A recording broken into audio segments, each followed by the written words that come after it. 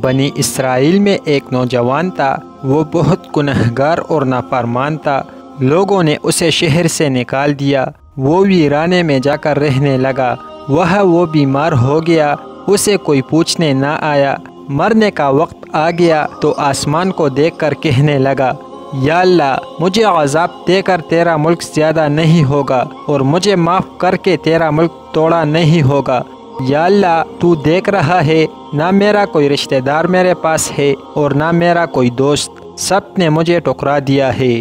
میں ہوں ہی اس قابل کہ ٹھکرایا جاؤں، اور تو میری امید کو پورا فرما دے اور مجھے محروم نہ فرما اور مجھے معاف کر دے۔ بے شک تیرا فرمان ہے کہ تو سب سے زیادہ غفور الرحیم ہے۔ یہ کہہ کر اس کی جان نکل گئی۔ موسیٰ علیہ السلام پر وحی آئی کہ میرا ایک دوست ویرانے میں مر گیا ہے، اسے جا کے غسل دو اور جنازہ پڑھو، اور جتنے شہر کے بدمعاش اور نافرمان لوگ ہیں ان سے کہو کہ اس کے جنازے میں شرکت کر لے، ان کی بھی بخشش کر دوں گا۔ یہ جو اعلان ہوا تو لوگ بھاگے گئے کہ ہر کوئی گنہگار ہے۔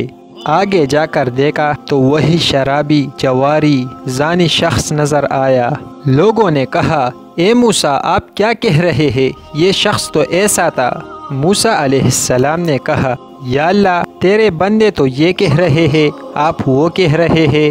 اللہ تعالیٰ نے فرمایا، وہ بھی سچے ہیں، میں بھی سچا ہوں۔ یہ ایسا ہی تھا جیسے یہ کہہ رہے ہیں، لیکن جب مرا ہے تو ایسی بے بسی میں مرا ہے، اور مجھے پکارا تو اس طرح تڑپ کے پکارا ہے کہ مجھے میری ذات کی قسم، اس نے صرف اپنی ہی بخشش مانگی۔ کم ظرف نکلا، سارے جہاں کی بخشش مانگتا تو میں سب کو معاف کر دیتا۔